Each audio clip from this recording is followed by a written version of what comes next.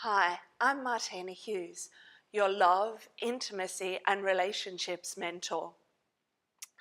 A lot of clients come to me asking about feminine energy. Feminine energy is a term that is used a lot nowadays, but not very well understood. I know from my own experience of journeying with feminine energy, it was very confusing in the beginning. I heard people saying, you just let go and you'll be in your feminine energy. And whilst that sounded like maybe useful advice, there was no practical element to it. I didn't know at that stage how to let go. And so I work with a lot of people to understand what it means to truly be in their feminine energy, to understand the cost of not living in their feminine energy, and to start to embody and embrace the benefits of living in feminine energy.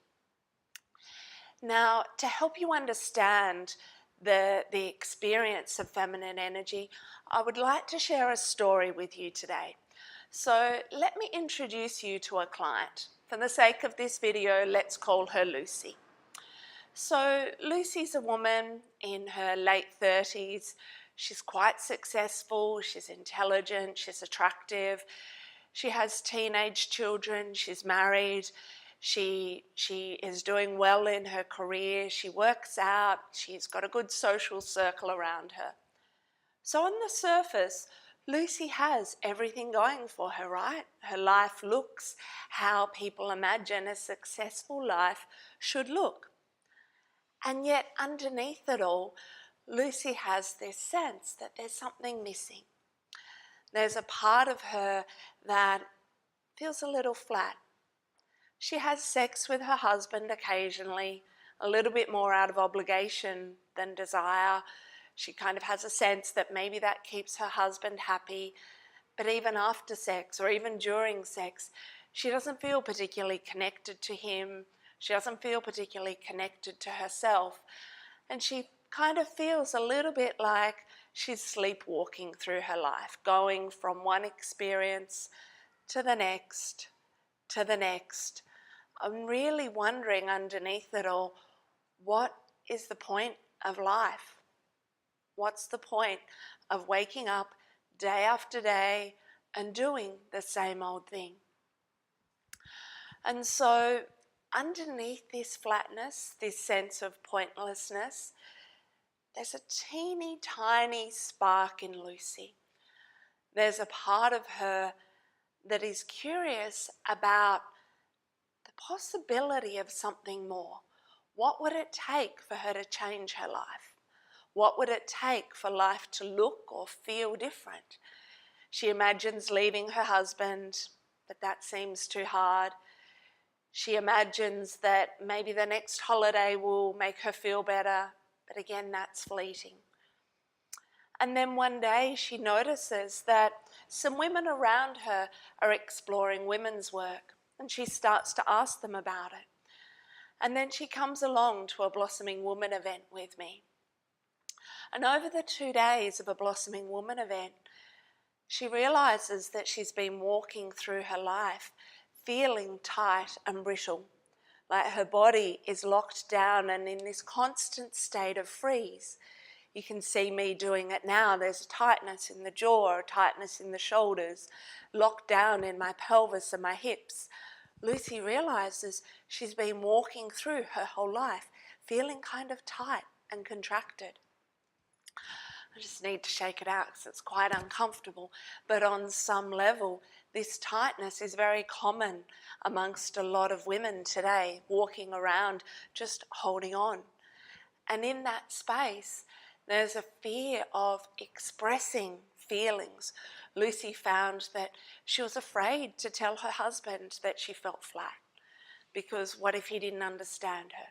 She was afraid to tell her friends that she felt like something was missing in her life, because she had created this beautiful image of being successful and having it all together, and she didn't want to spoil the image she'd created. So her feelings were locked up in her body, and in order to keep those feelings locked up, she needed to keep the body held tight. Lucy also did something that's very common amongst women, and that is prioritising everybody else's feelings, everybody else's needs. Her husband was more important than her children were more important, her colleagues were more important, and she kind of left herself to last on the list. And so during the course of 2 days at a workshop, she started to feel. She went through practices where she just gently started moving her body and breathing more fully, having a sense of energy moving through her, being aware that as she moved, there were times when she moved and tears came, and she let those tears flow, and she found that there was a sweet relief in letting the tears flow. There were other times when she breathed deeply into her belly and she recognized there was rage at all the ways that she'd undermined and overlooked and abandoned herself. And she was given permission to express that rage, to let that come coursing through the body and express it with physicality and with sound. And then as the weekend went on, she rediscovered her softness. She found that once the tears had flowed and once the rage had expression, then there was space for her softness. And in her softness was the ability to express how she felt. There was the ability to share with people who she really is, what's important to her, what's of value to her. And for the first time in many, many years, Lucy actually felt connected to her own body. She felt connected to other women. She realized that during the course of those 2 days, she was fundamentally shifting herself. And by the end of the weekend, many of the other women commented on how her eyes were sparkling. There was an aliveness in her face and her smile. There was a sense of her being so much warmer, so much more alive. And Lucy could feel that from the inside out. It's like as if her whole being was shining, radiating and emanating her feminine energy from the inside out. She was in touch with her feminine energy and a sense of flow that comes with that, a flow of life moving through her, being aware that with this new softness in her body, there was a whole lot more power. And her beauty was reflected. It was shining back to everybody who noticed her. She also reclaimed her pleasure that weekend. She recognized that just by breathing and touching her own body, she could reclaim pleasure, and that her pleasure is part of her feminine birthright. So Lucy went home from that weekend feeling so much more empowered as a woman, being much more aware of her feelings, and ready to have real conversations with the people in her life. And when she went home, her husband responded to her differently. He noticed her. He looked at her like a woman for the first time in many years. He touched her with real desire. Her children also looked at her differently. They were more respectful and honouring of who she is.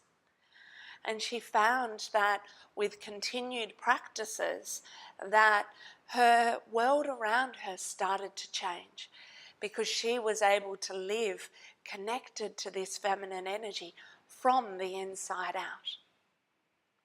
So if you're wondering how you can utilize and access feminine energy, you can start today by breathing more deeply, letting feelings move through your body with your breath. And when you need to cry, cry. When you feel angry, let that move through you too. Put on some music and dance. Let your body flow. Touch your own body gently. such that the way you're being with yourself is constantly activating and opening you to a deeper expression of your feminine self. It will make the difference you are looking for. It's the beginning of reclaiming your feminine energy and learning to live from the inside out. Enjoy.